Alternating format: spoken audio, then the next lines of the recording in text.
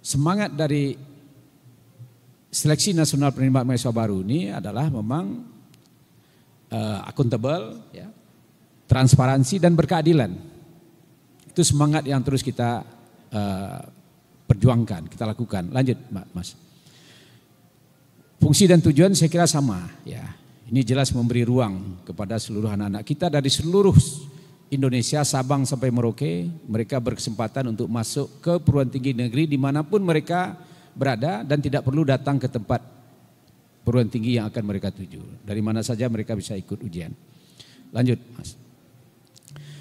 Prinsipnya jelas Bapak Ibu, adil, ya, akuntabel, fleksibel, efisien, transparan, dan larangan konflik kepentingan. Saya kira selama ini seleksi nasional penerimaan mahasiswa baru yang kita lakukan melalui jalur SNBP prestasi dan jalur ujian tulis berbasis komputer, sejauh ini menurut hemat kami para rektor, inilah proses seleksi yang kita anggap paling baik.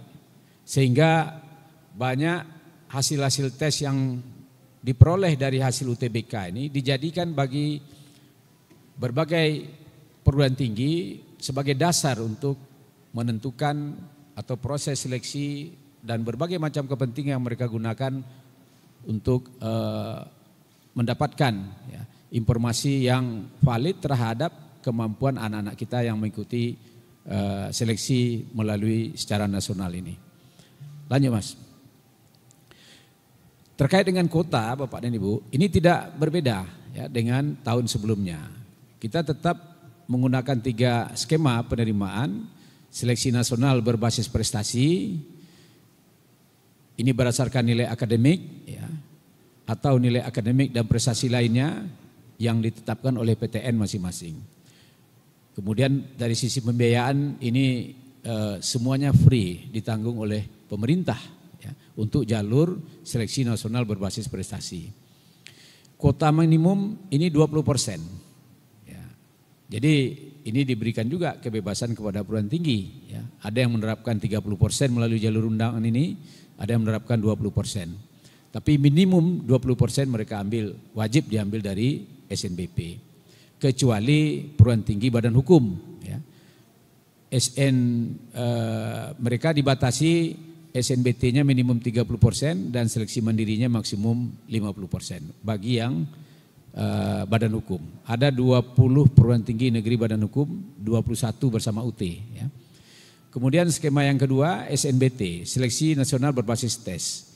Ini berdasarkan hasil dan kriteria lain yang ditetapkan bersama oleh perguruan tinggi negeri. Ini pelaksanaannya tes menggunakan komputer, UTBK, ujian tulis berbasis komputer, dan biaya ditanggung oleh peserta dan disubsidi oleh pemerintah.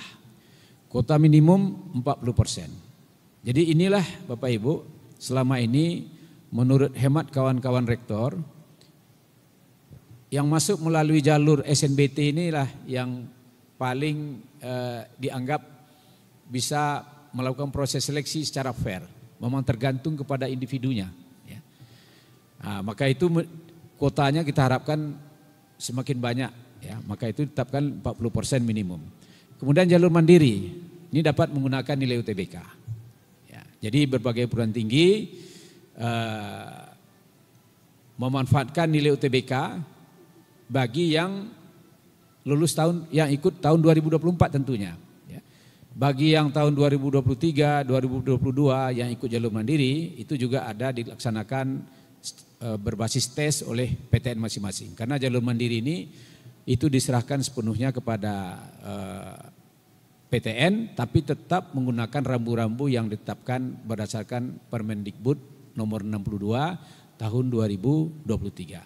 Jadi dasar kita untuk pelaksanaan seleksi nasional penerimaan mahasiswa baru tahun 2024 yang akan datang itu adalah Permendikbud nomor 62 tahun 2023 yang merupakan penyempurnaan dari Permendikbud nomor 48 tahun 2022. Dan alhamdulillah Permendikbudnya sudah disetujui dan juga sudah diharmonisasi. Itulah rujukan bagi kita panitia dan juga bagi rektor-rektor PTN di seluruh Indonesia.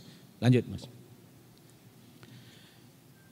Eh, Bapak Ibu yang saya hormati, kami memang sangat membutuhkan bantuan dari media ini untuk mengingatkan ya, karena proses SNBP ini kan ada tahapan-tahapan yang harus dilalui, mulai dari pengisian pangkalan data sekolah dan siswa. Ya.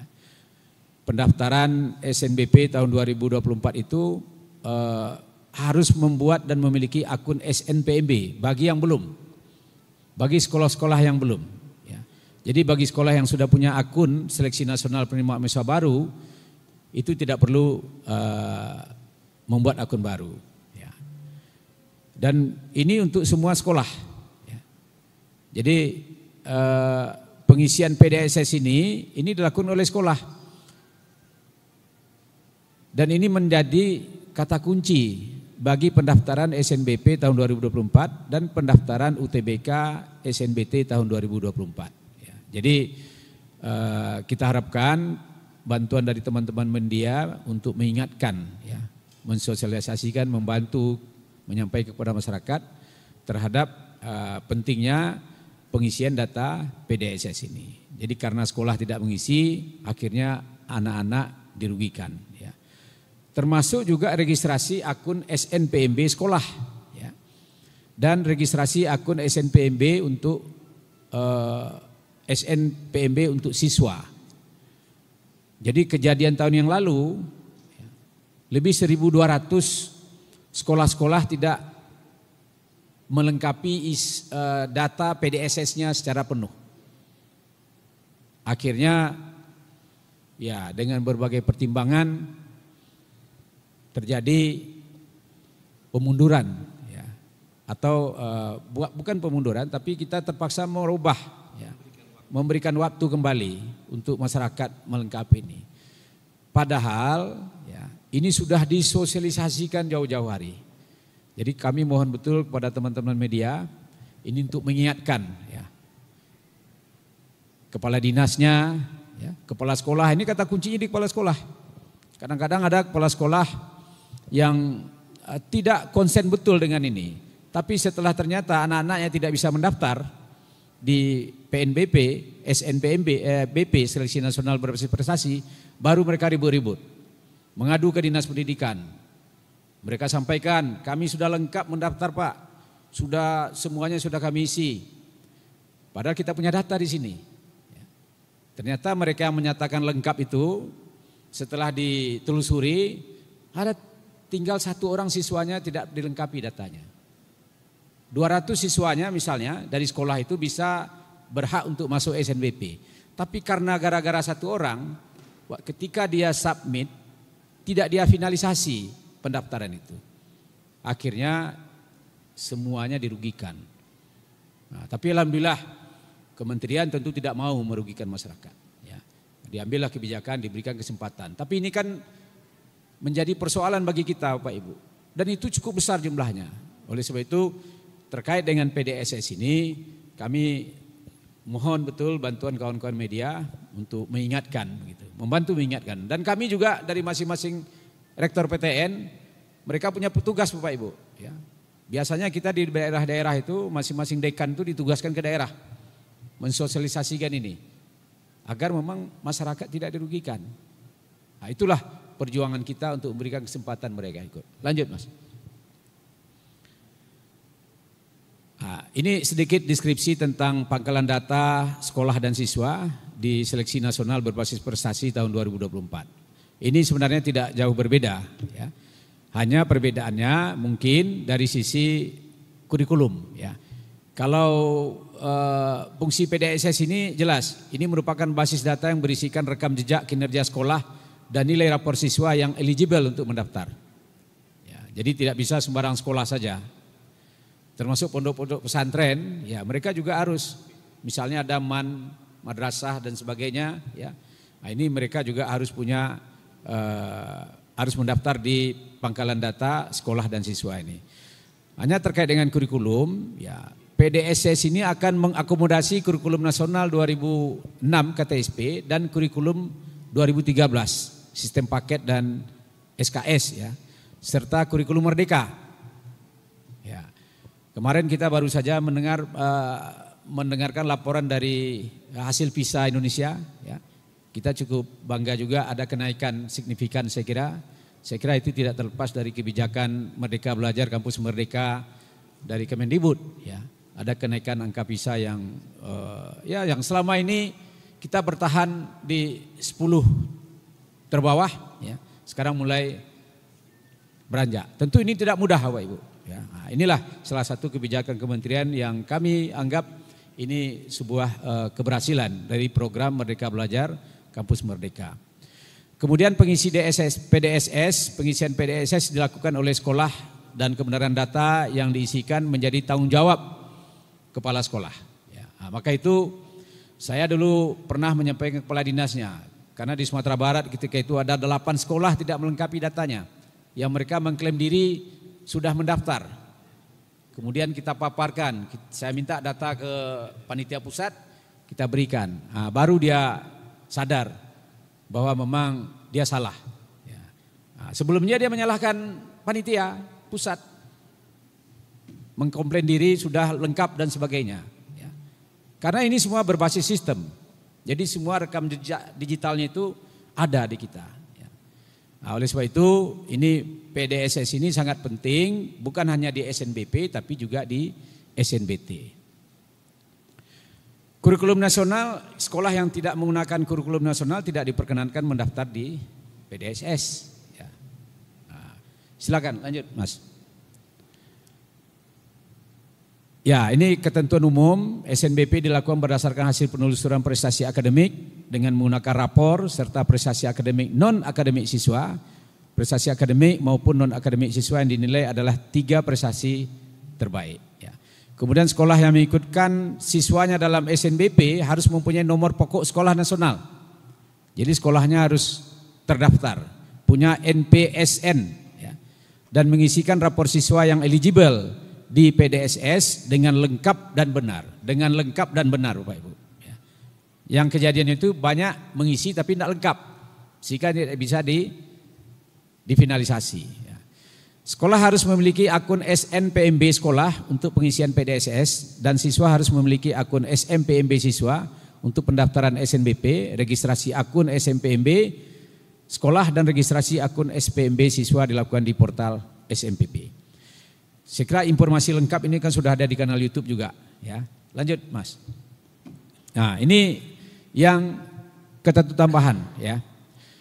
Siswa yang tadi sudah disinggung tadi oleh Pak Dirjen dan juga oleh Pak Kepala Badan. Siswa yang telah dinyatakan lulus seleksi jalur SNBP 2024, SNBP 2023 dan seleksi nasional masuk perguruan tinggi negeri SMPTN 2022 tidak dapat mendaftar di SNBT 2024.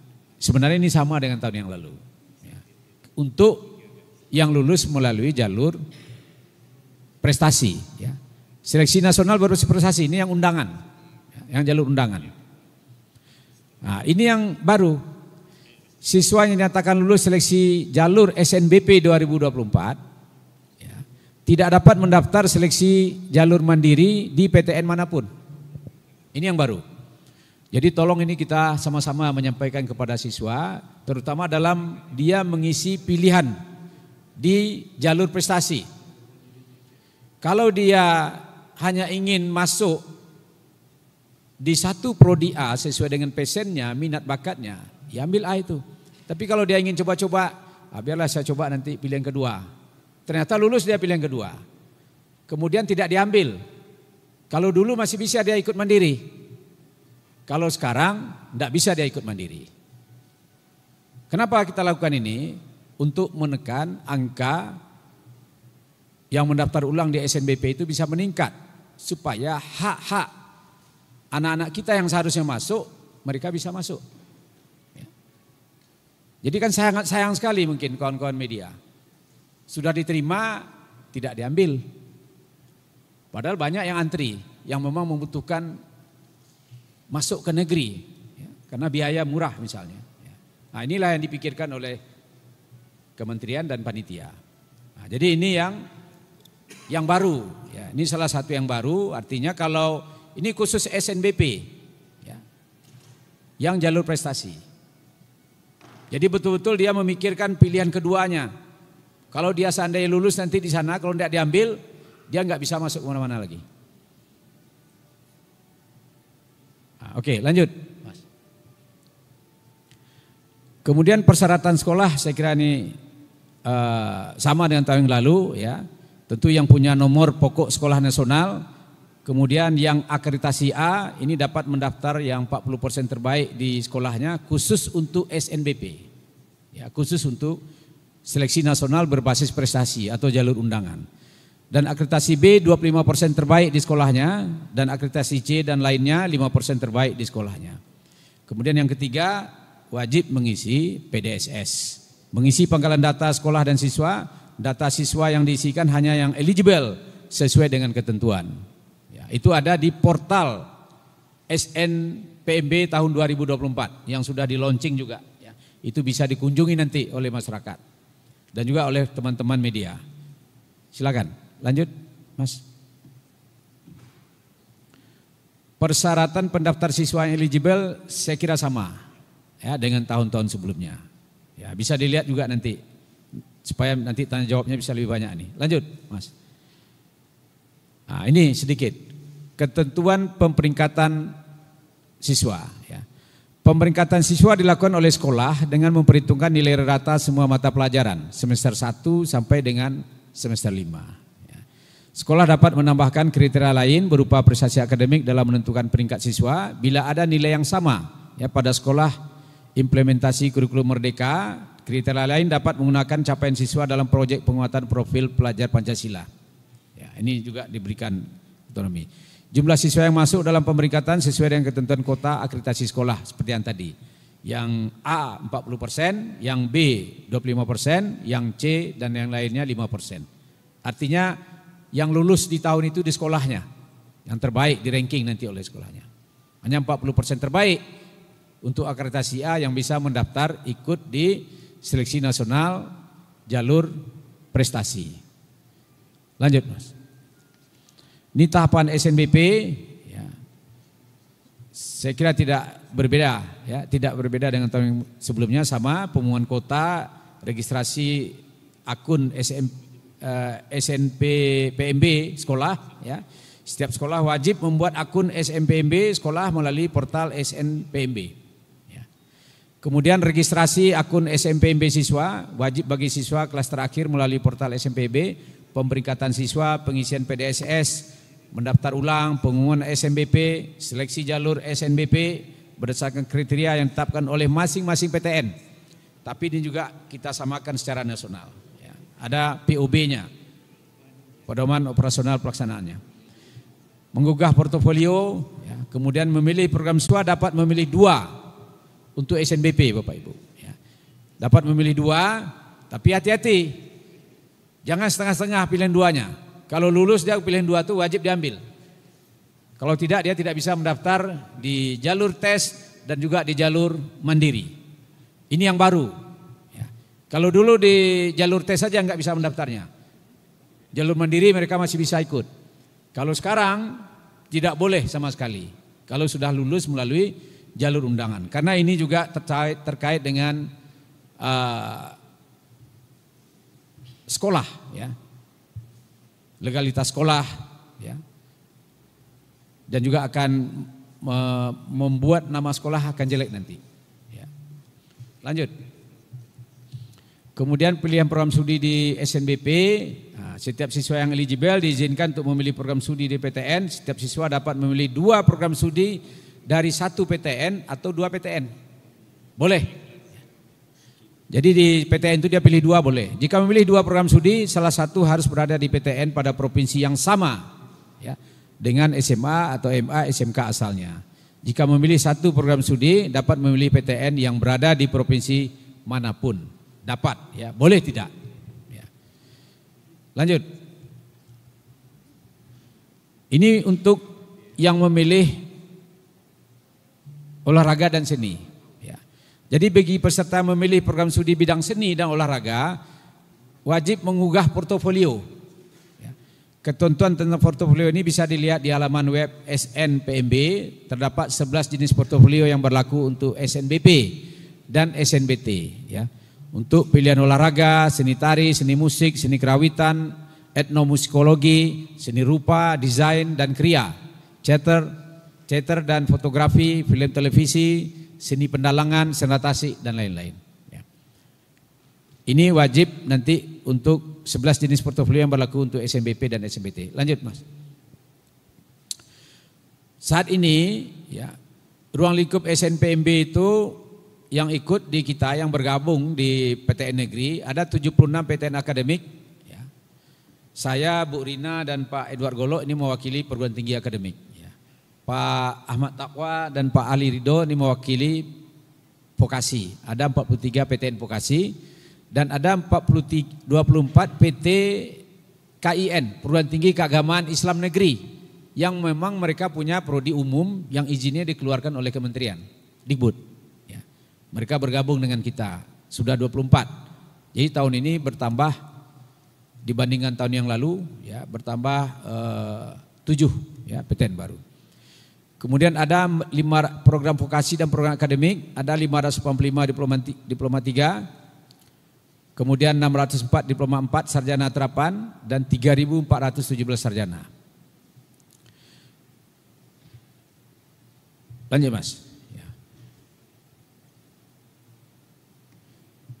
Jadi PT KIN ini hanya program studi umum. Ya.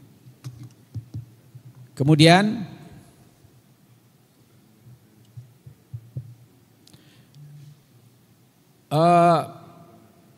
program diploma 3 Bapak Ibu ya. Ini kan program diploma ini adalah pendidikan vokasi yang diperuntukkan bagi lulusan pendidikan menengah atau sederajat untuk mengembangkan keterampilan dan penalaran dalam penerapan ilmu pengetahuan dan teknologi. Ya, ini sama saja. Sarjana saya kira udah tahu Bapak Ibu semua. Jadi ada bidang akademik, ada bidang vokasi. Lanjut Mas. Ini jadwal-jadwal SNBP yang penting juga kita sosialisasikan, kita sampaikan kepada masyarakat. Pengumuman mungkin kota ini sekolah. Izin Pak Ketua, mungkin ini ditahan agak lama dikit. Pak Bekti, ya. Biar pemirsa bisa lihat, teman-teman media juga bisa lihat, karena ini penting sekali. Ya. Pengumuman kota sekolah 28 Desember, masa sanggah kota sekolah 28 Desember sampai 17 Januari. Ya. Pengisian PDSS 9 Januari sampai 9 Februari, 1 bulan waktunya Pak Ibu nih. Ya. Saya kira cukup, tidak ada alasan bagi sekolah. Ya, kecuali mereka menganggap remeh, gak penting dan sebagainya. Ini yang masalah. Pendaftaran SNBP 14 sampai 28 Februari, pengumuman hasil SNBP ini 26 Maret. Kita harapkan biasanya selama ini kita taat azas dan patuh dengan jadwal yang sudah ditetapkan oleh panitia. Tidak ada pergeseran-pergeseran. Ya. Nah, oleh sebab itu kita harapkan teman-teman di sekolah juga taat azas dengan ini.